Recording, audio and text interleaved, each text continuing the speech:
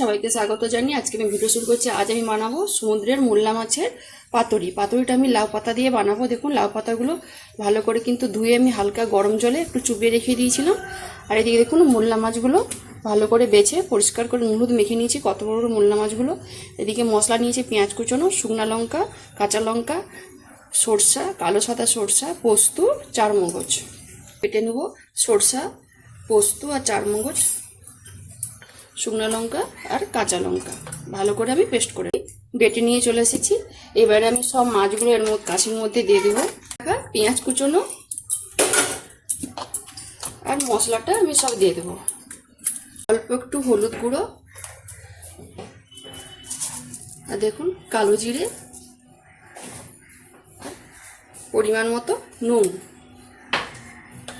কাঁচা সরষের তেল,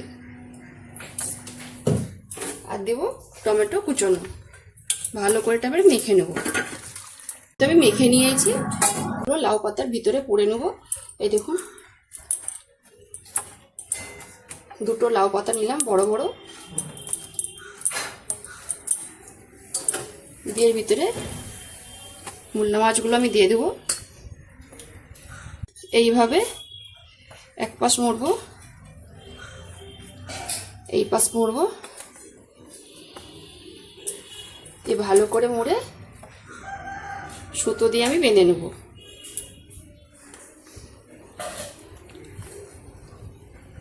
টাইট টাইট করে বাঁধবো আমি। ভালো করে বেঁধে নিয়েছি। এইবারে আমি প্রত্যেকটা এইভাবে বেঁধে নেব। আমি দেখাচ্ছি। এই যে মাছ, কিছুটা মশলা সব নিয়ে নেব, দিয়ে এই পাশ মুড়বো।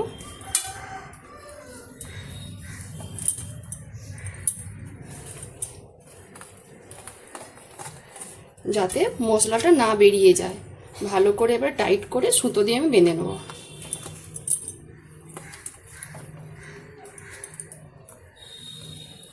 তৈরি করে নিয়েছি, এবার আমি ভেজে নেব। সরষের তেল দিয়ে দিচ্ছি, তেলটা কিন্তু ভালো করে গরম হয়ে গেছে। এবার আমি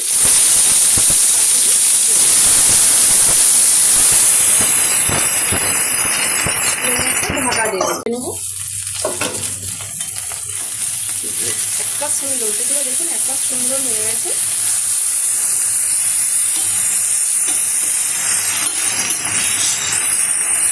এইভাবে সব পাতুরিগুলো আমি ভেজে জায়গাতে তুলে নেব। দেখুন আমার মোল্লা মাছের পাতুরিগুলো হয়ে গেছে, এবার আমি জায়গাতে তুলে নেব।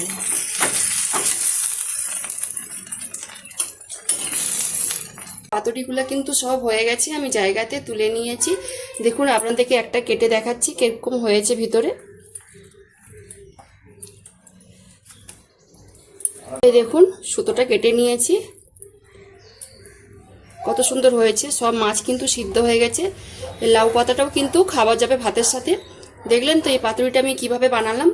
এই পাতুরিটা কিন্তু গরম ভাতে মেখে খেতে কিন্তু অসাধারণ লাগে। যদি এই রেসিপিটা ভালো লেগে থাকে তাহলে অবশ্যই একবার বাড়িতে বানিয়ে খাবেন, আর আমাকে কমেন্টে জানাবেন। যারা আমার রান্নার ভিডিও দেখতে পছন্দ করেন তারা অবশ্যই আমার পেজটাকে লাইক কমেন্ট শেয়ার করবেন, আর যারা ইউটিউব চ্যানেল থেকে দেখছেন তারা সাবস্ক্রাইব করে পাশের ঘন্টাকে ক্লিক করবেন। সবাই ভালো থাকুন, সুস্থ থাকুন আর সাবধানে থাকুন।